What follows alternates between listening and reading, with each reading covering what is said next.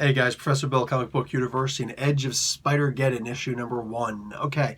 Not a fan of Marvel constantly throwing a billion events at us at one time or another. All right, we got the Infinity Wars that's happening right now. We got this thing with Extinction, you know what I'm saying, and what's going to come after that, the X Disassembled, and now we got this Edge of Spider-Geddon starting with this issue.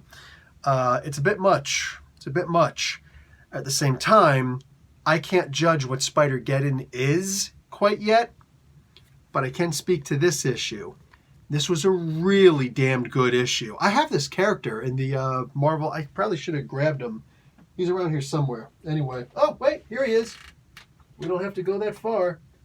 Boom! Got him. Yeah. Hobie Brown, excuse me, with his electric guitar. I wish he had his bat, because he has a bat in this, and it's really freaking awesome. Yeah, love this character. I was surprised at how much I love this character, and I love him even more now that I read this book. This was a really good story, man. So let's get into the story in and of itself, shall we? Words, Jed McKay. The pencils and inks by Gerardo Sandoval. Colors, Brian Reber. And letters, VC's Corey Petit. The cover was by Gerardo Sandoval. Oh, good. So Sandoval, who did the pencils and inks in this book, also did the cover. That's what I love. There's also a variant cover out there by Cully Hamner and Laura Martin. So this is basically just a story about Hobie Brown beating up on a guy with the power of the gods of Olympus. Odin gave him his power. Basically, it's one of the Master Sins. It's one of the Thunder Strikes. Love that. And Kang the Conqueror, Kang the Conglomerator.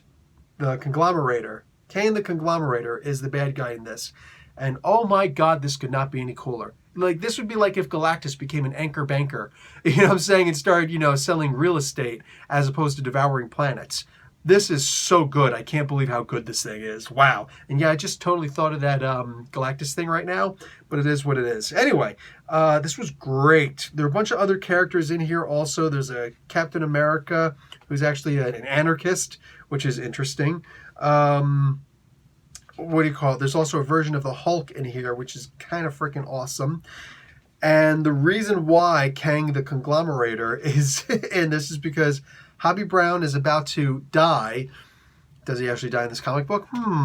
But he's about to die, and Kang is going to take him into the future to kind of use him as sort of a circus freak because, hey man, I can still make money off of you and your merchandise, especially if I have the real you. So this is what happens after. Well, this is, oh no, that's there. This is how the comic is going to look. So the next Edge of Spider-Verse is going to feature, I can't remember his name, but this is the new figure that's out right now, R2 whatever, the Mangaverse version. In the Marvel Legends, the ones where you get all these smaller figures and then you build a bigger figure, all of this and all the, like, Mysterio and everybody came with him, you build the Lizard. I have the Lizard in full. It's totally awesome. I'm not getting all my toys out now. But this is the new one that you can build. And like Typhoid Mary and a bunch of other characters are the characters that you buy, and you get like an arm here and a head here and a leg here, and then you put them all together and you form this guy. I don't actually care about this guy that darn much to get all those characters. But this is what's happening. We just read issue number 1. So issue number 2, 3, 4, and then 0. And then what's this? This is Superior Octopus number 1. And this is just the edges. This is just the edges, all right?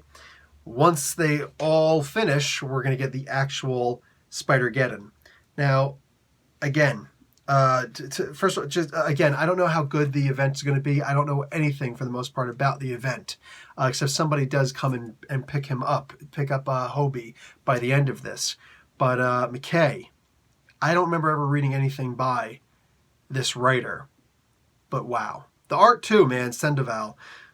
This was a fantastic comic book. This was an A+ comic book if ever I were to start giving grades again, man. This was, I don't know about A+, but I'll give it an A. This was a really good, comic book, man. Like, if you wanted to get somebody started on an event, and you can have like what's essentially a spider punk, really? You know what I'm saying? I want to have somebody in the background screaming out, Spider-Man! Because that's what happened in the book. But like this This made me like this character. I literally, I got this character. I'm just like, who cares? Who cares about this character? You know what I'm saying? Now, I care about this character. I don't want this character to die. But I have a feeling he's going to. We'll see. But, like, I actually care about this character now. This was awesome. I want to know more about his story and everything. That can't be easy to do. I don't care who you are. I don't care who you think you are. That can't be easy to do. This was a really good comic book, guys. Even if you're not going to get the Spider-Geddon comics, this was a really good comic to get. Anyways, that's it for me, guys. Professor Bill, Comic Book University. Class dismissed.